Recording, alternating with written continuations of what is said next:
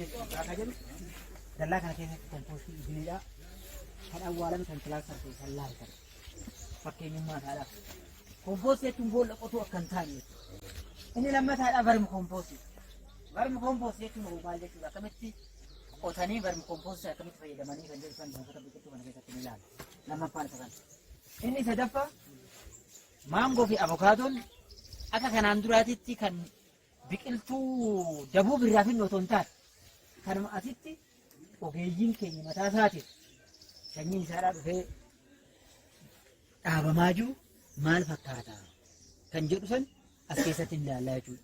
Inni kun buufata biqiltuu keessatti biqiltuun qophiin isaadhaa kan bara kanaadhaa kan 2016 isteeppii akkamiitu jira amma isaan keessa jiru maal keessa onkololeessa irratti qophiin keenya kan bara kanaadhaa umura irratti eessa ga'uu deemnaa kan jedhu san illee koomenti godhanii as keessatti isaan kana sadeemu isaan kana afran laallaa jechuudha. Qophii biqiltuu kan nyaata kompoostii kan barmi kompoostii dabalataan immoo biqiltuun qopheessine suni kan nyaata namaatiif illee akkamitti akka ta'u fakkeenyummaadhaaf as keessatti laallaa jechuudha. Akkamitti kanatti bifa kompoostii godhuu danda'a akkamiin nyaatee akka bulleessee akka xaa'oo uumamaa hayyoo yeroo tokkotti goone haga waggaa 6 lafa keessa turuu danda'u akkamiin gochuu danda'a. Hajoo kana as keessatti ilaaluun barbaachisaadha. Wanni as keessatti ilaallu inni guddaan saaxinni barmi kompoostidhaa gurguddaan 4tu as keessa jira. Si'a tokkotti kuntaala 6 oomishuu kan danda'u.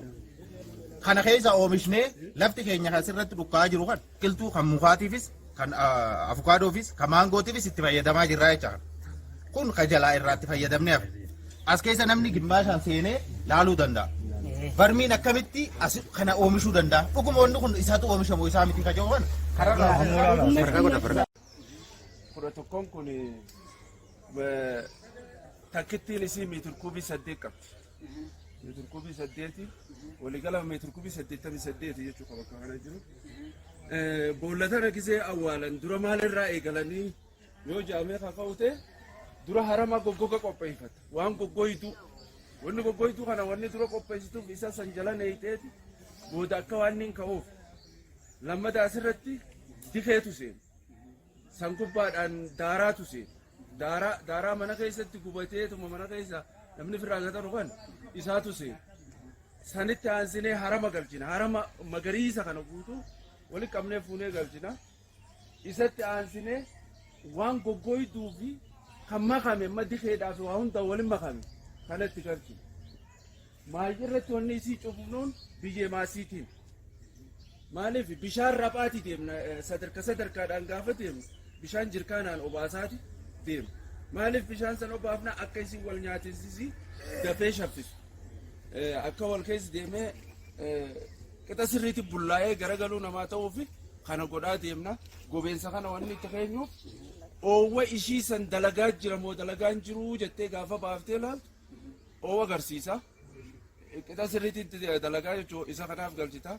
Kompoostii bifa kanaan qopheeffama. Asirraa fayyadamnee maalitti goona? Biqiltoota as jiru kana biyyee bosonaa ka dhufuu jira, kamaasii keessaa dhufuu jira, isii kanaan waliin maka. Biqiltuun akka daftee nyaata gahaa argattee daftee deemtuuf isa kana fayyadama. Barmi kompoostii sanillee baafnee itti fayyadna waliin deemaa jechuudha qixa sirriitti. Boolla kompoostii jechuun qotaniituma boolla kompoostii qonnee jirraa kan jedhu sanii miti jechuudha. Asirratti hubatamuu qabuu fi bara kana keessatti maal hojjennee ka jiru wanni asirratti akka ilaalamu barbaanne kompoostii kamitti kilaasteraan gochuu dandeenya. Kilaaster jechuun kompoostii qe'ee qonnaan bulaa hunda keessa jiraachuu osoo hin taane qe'ee tokkotti bakka tokkotti iddoo tokkotti akkamitti kana jiraataadha. Kilaaster uumamnaan kilaasteraatu bakka tokko irratti walitti dhaabne wanni adda godhu bara kana duraan takka 2-3 jennaan ture. Haala qabatama ganda saniitii fi safara saniitiin bakka namni baay'ina jiru sanii kilaaster godhee bakka takka deemu. Akkaatuma kaleessas namni baddaa kanarra deemee ilaalaa jiru baay'inaan arguu danda'a. Sorooroo irratti deefoo irratti akkamitti kilaaster goonee bakka tokko deemna. Bakka tokko irratti akkamitti qopheessina. Namni immoo boolla kompoostii jechuun hagatti kompoostiin jedhamu boolluma malee. Ka qushaashaas ta'uu danda'a, ka waan biraas ta'uu danda'a boolli. Boolla kompoostii jechuun isii eega awwaalamee sadarkaa kanarra ga'edha.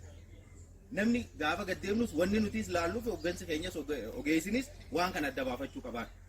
bara kana keessatti kilaaster goonee wantoota ittiin xiyyeeffannoo qabnu keessaa fi bu'a qabeessummaa isirratti fi lafti kun lafa duraan duwwaa ta'u akka ture muka turre jira maaltu turre jira tokkoffaa daangaan keenya lafa bal'aa qaba buufannu kun addatti wanni xarafa irratti deebisee isin agarsiisaa jirru lafa bal'aa qabnu kana irratti saffisaan akkamitti wantoota hedduu hojjechuu ni dandeenya. Furuuti amma kun muuza kana shanyii filatamaa tishuu kaalchareeti kan dhaabu. Tishuu kaalcharii. Qodoon kun ifaarra amma buufatee farkeessa kunkunantu jira. Keessa kunkunantu jira. Kaasee 25 maangoon ni jira.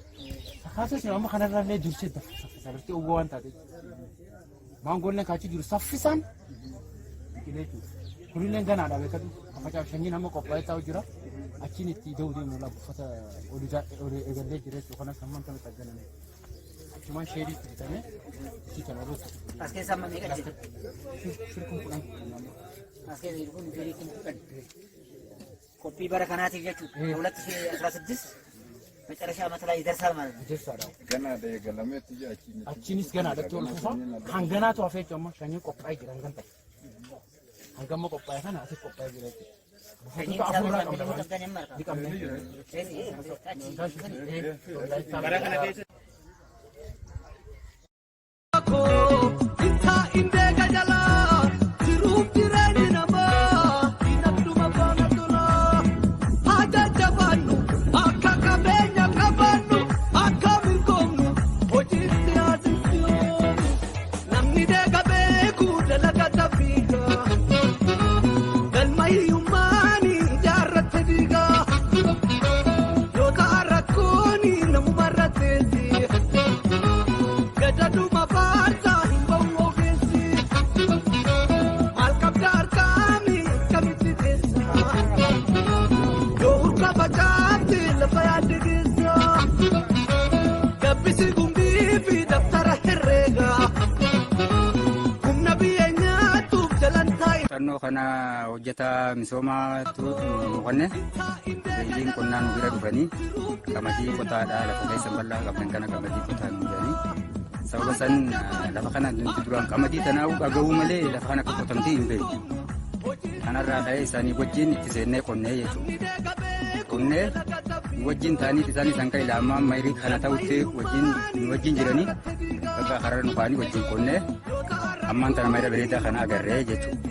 Kanaaf amma lafti keenya tun dur qamadii nuti dhageettiidha malee hin beeknu lafa isii qotanuu jettu isii takka agarree baala isiitu hin beeknu lafa bal'aa kana qabna amma gaa dhugaachumina kana lafa bal'aa kana irratti agarsiifnee jirra kanumaafuu callaa guddaa nuuf kenniifi jenneeti itti amannee abdannee qopheeynee taa'uu jirra jechuudha.